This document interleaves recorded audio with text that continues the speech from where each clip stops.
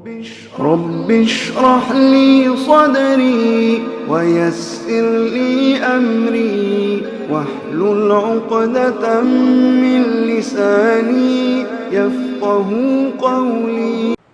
Bismillahirrahmanirrahim. Assalamu alaikum dear students. I hope all of you are doing well. इस lecture में हम लोग topic 1.7 जो कि इंडिकेटिंग अनसर्टेनिटी है, इससे रिलेटेड एक न्यूमेरिकल सॉल्व करेंगे। क्वेश्चन हमारे पास कुछ इस तरह से है, find the value of gravity and its uncertainty using the formula T is equals to 2 pi square root L over G from the following measurements made during an experiment while length is equals to 100 centimeter and time for 20 vibrations is 40.2 seconds. Length was measured by a meter scale of accuracy up to 1 millimeter and time by stopwatch of accuracy up to 0.1 second. So इस case में सबसे पहले तो हमें data write down करना है और हमारे पास गिवन डेटा क्या है, लेंथ गिवन है विच इज़ 100 सेंटीमीटर। लेंथ में जो एक्यूरेसी है, जो अनसर्टेनिटी है, delta L that is equals to 1 millimetre. और जब भी हम न्यूमेरिकल सॉल्व करते हैं यूनिट्स का सेम होना ज़रूरी है। सो सिंस लेंथ जो है वो सेंटीमीटर में गिवन है, तो इसकी जो गिवन अनसर्टेनिटी है इसको भी हम सेंटीमीटर की यूनिट में कन्वर्ट कर देंगे। So the 1 millimetre is equals to 0.1 centimetre. While the time for 20 vibrations is 40.2 seconds. So यहाँ से हमें टाइम फाइंड आउट करना है फॉर 1 वाइब्रेशन। सो हम 40.2 को डिवाइड कर देंगे 20 से और हमारे पास टाइम फॉर 1 वाइब्रेशन जो है वो इक्वल हो जाएगा 2.01 second. And to find out the accuracy और अनसर्टेनिटी इन टाइम, 0.1 सेकेंड की अनसर्टेनिटी थी for 20 vibrations. So to find out the uncertainty in in the time period delta t, so we have to divide this term by 20 the number of vibrations. so जो हमारे पास uncertainty है time में वो equal होगी 0.005 seconds.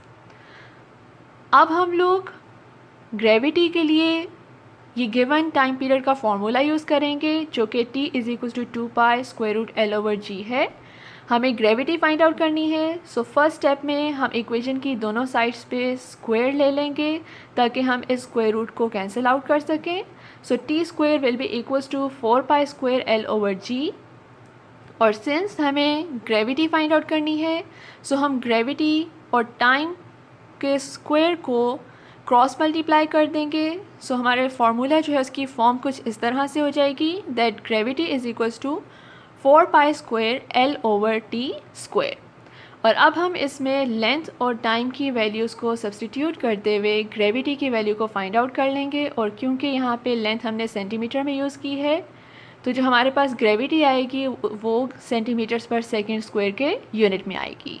और इसको हम metre पर सेकेंड स्क्वायर में कन्वर्ट कर सकते हैं simply by dividing this term by 100। So gravity जो है that will be equals to 9.76 metres per second square. Now the task is to find out the uncertainty in the gravity. So उसके लिए सबसे पहले हमें परसेंटेज अनसर्टेनिटीज़ फाइंड आउट करनी है length और टाइम में। So the percentage uncertainty in the length will be equals to delta L divided by L multiply by 100। So जो एब्सोल्यूट अनसर्टेनिटी थी लेंथ में वो 0.1 centimetre divided by 100 centimetre multiply by 100%, so it will be equals to 0.1%. Similarly, for the percentage uncertainty in time, absolute uncertainty in time divided by the time multiply by 100. One vibration के लिए जो absolute uncertainty थी that was 0.005 second divided by the time required for one vibration which is 2.01 second into 100. So the uncertainty in time will be equals to 0.25%. अब हमने find out करनी है total uncertainty इन gravity और यहाँ पे हम लोग यूज़ करेंगे पावर रूल को बिकॉज़ यहाँ पे टाइम के साथ हमारे पास जो है वो पावर आ रही है और टाइम की पावर जो है वो 2 है, along with the division formula जो कि हमने अनसर्टेनिटी फाइंड आउट की थी when the two values are either multiplying और डिवाइड। सो इस केस में हमारे पास जो टोटल अनसर्टेनिटी है in gravity that will be equals to the percentage uncertainty in length plus 2 times the percentage uncertainty in time. यहाँ पे time के साथ 2 को क्यों मल्टीप्लाई किया गया है, बिकॉज जो फॉर्मूला था उसमें टाइम स्क्वायर था और लेंथ की पावर 1 थी, और जब भी दो वैल्यूज़ डिवाइड हो रही हों या मल्टीप्लाई हो रही हों तो उनकी जो टोटल अनसर्टेनिटी होती है वो हम उनकी परसेंटेज अनसर्टेनिटी को ऐड करके फाइंड आउट करते हैं, और अगर किसी वैल्यू की पावर गिवन हो तो उसकी पावर को भी फिर हम उसकी परसेंटेज अनसर्टेनिटी के साथ मल्टीप्लाई करने के बाद ऐड करते हैं। सो यहाँ पे हम परसेंटेज अनसर्टेनिटी इन लेंथ लिख लेंगे जो कि 0.1% है, टाइम में परसेंटेज अनसर्टेनिटी 0.25% है multiply by 2, so it will be equals to 0.1% plus 0.5%. So the total percentage uncertainty in gravity will be equals to 0.6%.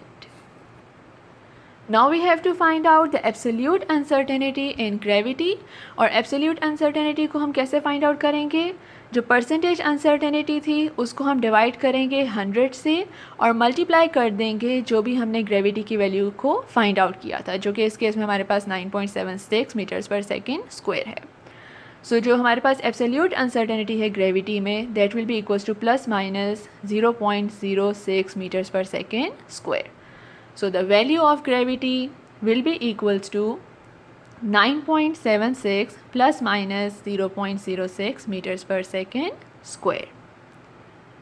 That's all for today. I hope कि आपको ये क्वेश्चन समझ में आया होगा।